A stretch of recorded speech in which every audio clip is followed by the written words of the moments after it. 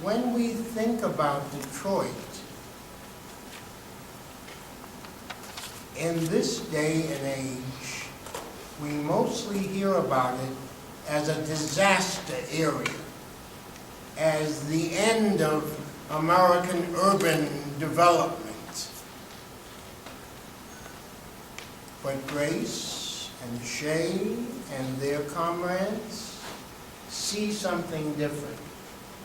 So Grace also traveled with young folks very often, and this time she's traveling with one of my favorite of her young traveling companions, Sister Invincible. Thank you to all of you for hosting us from Detroit. Just earlier today, we were sitting in the room and we were looking out the window, Grace, and she said, "A tale of two cities." There's so much connection and so much for us to learn between Atlanta and Detroit. Like numbers, you tally with marks. Songs just the soundscape corralling in charts. This ain't the path with you. Ego Miracle, Vandy, Luhama, Martha Riggs, Nina, and Fred Hampton. There goes a neighborhood like Fred Sanford, next door to Ned Flanders. These cats pop off at the mouth like over Redenbacher. My lyrics open up the portals to they seven shackles. Some memory rudiments try to force us to fit. When you attempt to resist and exist, you getting blockaded like Cuba is. They build it up easily, getting rid of your idiot. Listen up, you a visitor. Cocking the system, Rosie the river, the widow, you pull it out of socket. Go, everyone's got a critique, but talk is cheap. Put it in practice, just know. I've asked Grace and Shay and Invincible to spend most of their time with us talking about what's going on from their perspective in Detroit. You didn't tell me.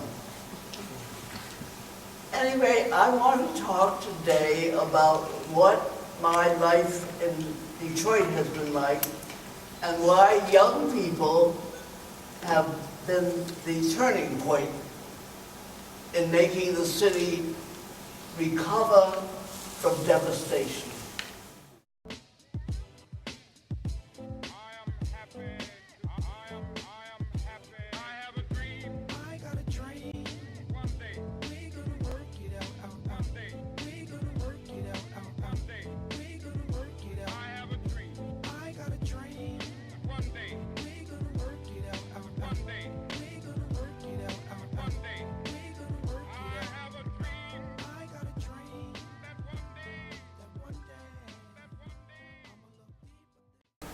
In Detroit, there's a young man named Michael, who was Michael Haynes, who was shot to death in the back, leaving one of these convenience stores we've been talking about, by a young Lebanese store owner over a dispute about the price of condoms. And Michael Haynes was what? 21? Young man. About 2 weeks before that, we had 2 children killed. One 9 months old and one a little over a year, with gunshots aimed at somebody else, and they went in. And so, and then we've had 2 young women who were kidnapped, and just as we were leaving today, their remains were discovered in a wooded area in Detroit. So violence has been on my mind a lot. And I think, I appreciate the tenor of people saying we need to think about this. And I think to really think about how violent our society has become and how cheap life is. And one of the things we're doing in Detroit is trying to create what we call peace zones from war zones, where we're really trying to create intervention strategies. So when you say, What could have made this not happen? If Michael Haynes had walked into a store and had an argument, what could have come in and saved his life, moved it down rather than up? The other thing I think about is, what do we think about the people who do this killing? Is it enough to say, lock them up, kill them?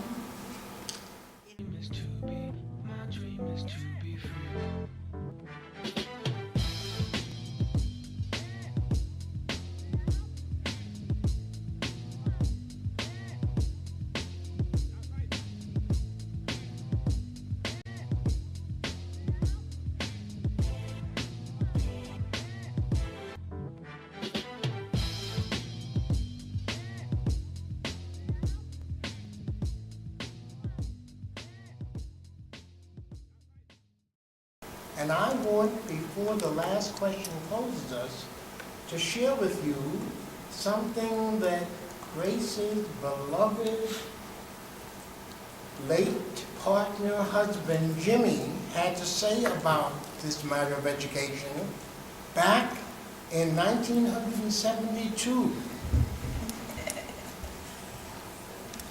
Here is what Jimmy said then. He was speaking at a conference, and he said this, and it sounds like it fits right in Atlanta. How long can we keep pretending that schools are preparing masses of black youth for jobs when we know that these jobs are constantly being eliminated by technology? How long can we hide from ourselves the fact that schools today chiefly serve the purpose of providing jobs and careers to teachers, administrators, project directors, and custodians? Only when we face up to this reality can we begin the long, hard struggle to redefine the fundamental purpose of education.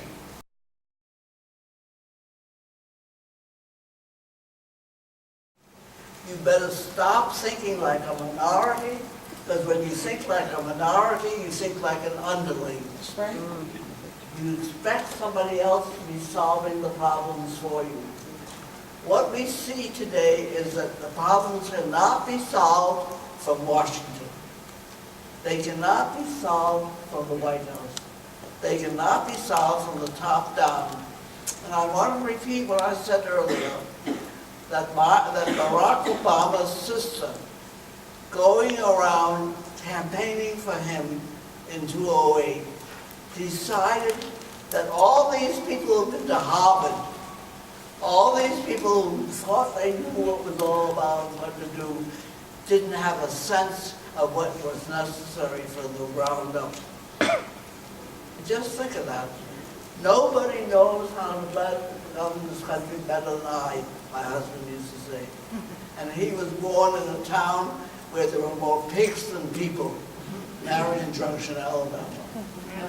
But he always had that sense that because this country had benefit by enslaving people, that had not taken the human road, that we had something to contribute, that we could think in a different way about creating a society, not just to make a living, but to make a life. And people said, Detroit's dead. It's going nowhere. Well, Detroit is a city which is 80% African American. Most of them people who come from the South, like my husband. And in the South, they learned that you can make a way out of no way. So these elders looked at these vacant lots, and instead of looking at the dead cats and the old tires and the old mattresses in those lots, they said those lots are a place where we can grow food for the community. And they said those lots are places where we can engage young people in growing food, and it can change their thinking that instead of thinking everything happens quickly by pressing a button, they'll learn that it takes time to read. And so we decided what we would do is we would involve young people in what we called rebuilding, redefining, and respiriting the city.